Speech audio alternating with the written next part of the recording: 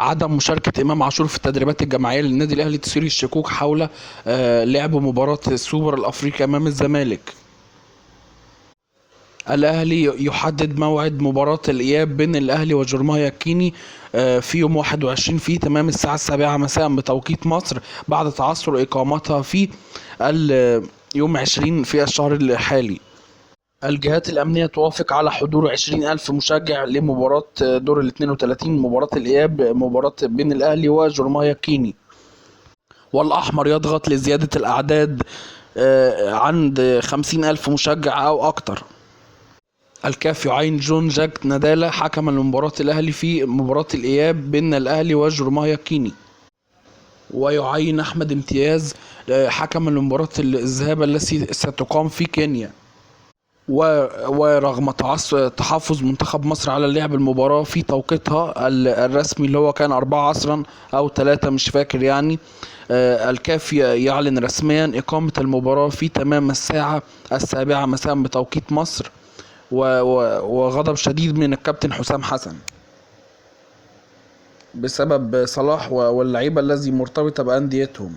وأعلن بشكل رسمي في 7 مساء بسبب ظروف الطيران التي تعرض لها الفريق المنافس لمنتخب مصر. غضب كبير يسيطر على مدرب الأهلي بسبب تأجيل مباراة منتخب مصر وبتسوانا في 7 مساء بدلا من 4 عصرا، بسبب ان هو الأهلي مش هياخد نفسه ولاعيبة الأهلي مش هتاخد نفسها ولا تلتقط الأنفاس قبل ما يسافروا يلعبوا المباراة الذهاب في كينيا.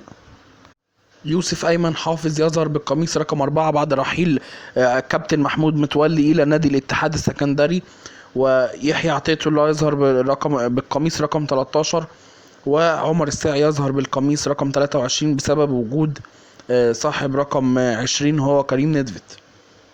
رضا الحنفي مترجم النادي الأهلي الجديد يظهر لأول مرة اليوم في تدريبات الأهلي بعد كان الراحة السلبية اللي كانت واخدينها اللعيبة والجهاز الفني، رغم ان الكاف اتخذ قرار لغاية يوم 13 سبتمبر قفل القيد الافريقي يدرس ان تعديل هذا القيد، وان هو السماح للاهلي والزمالك قيد اي لاعب حتى قبل مباراة السوبر بايام بسيطة لغاية قبل 72 ساعة من المباراة المرتقبة التي ستلعب في السعودية في استاد الملك أرينا، وذلك لمنح اللاعبين فرصة لضم اللاعبين وأي لاعب قبل اللقاء المنتظر لكي يكون مباراة قوية من العيار الثقيل. فهذا القرار الاتحاد الأفريقي هو قد ينفذه خلال أيام. كهربا يقترب من البقاء في النادي الأهلي بسبب خلافات كبيرة بين الأحمر ونادي الحزم السعودي في قيمة الصفقة. الكابتن أحمد شوبير يعتذر للكابتن محمود الخطيب عن عدم انضمامه لقناة النادي الأهلي ورفضه الإعلام الفئوي، ويتفق مع قناة النهار على الظهور على شاشتها لأول مرة.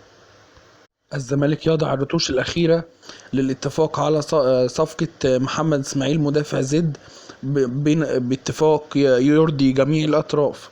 الزمالك يتعاقد مع اللاعب محمد حمدي لاعب إنبي على سبيل الإعارة، ووضع بند يمنح النادي الأولوية في شرائه حال رضا المدرب عنه جوزيه جوميز.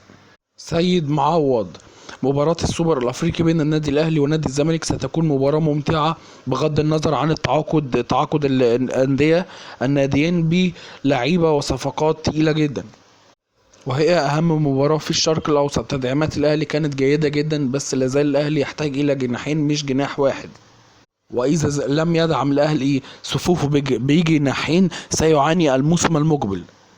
وقال كابتن سيد معوض: بيرسي تاو ليس لديه جديد يقدمه، وفي يناير يحق له التوقيع لأي نادي ببلاش. وقال رأيه في مصطفى زيكو لاعب جيد ومميز ويتمتع بالمهارة وسيفيد الفريق جدا في حال ضمه. عمر الساعي لعيب جيد جدا وكان الأبرز والأهم في نادي الإسماعيلي حينما كان يتواجد في صفوفه. وقال محمد علي بن رمضان: طالت المفاوضات وأصبحت مملة، وكل موسم انتقالات تحدث ضجة على لاعب وفي الآخر ما يجيش. بالنسبة للنادي الأهلي ضجة إعلامية. مثل موليكا وسوزا وبن شرقي في الزمالك ولا يحدث، والأهلي والزمالك لا يوقفوا على لاعب. وقال الكابتن سيد معوض وأشار إلى نقطة هامة، إن البعض يصور إن حال وجود بن رمضان في صفوف النادي الأهلي سيحول الفريق إلى فريق عالمي وفريق أوروبي، وهذا خطأ. هو لعيب جيد جدا، بس الأهلي ما بيعتمدش على اللعب الفردي، هو فريق جماعي، وهو يعني مش صفقة الواو. بس كده هو ده. قال وقال كابتن سيد معوض: الدوري المصري لو أقيم بنفس النظام لن نقبل بسماع نغمة الإجهاد والإصابات وهذا الكلام. لازم يكون دوري استثنائي، ودوري زي التجربة، اللعب من دوري واحد، من دور واحد.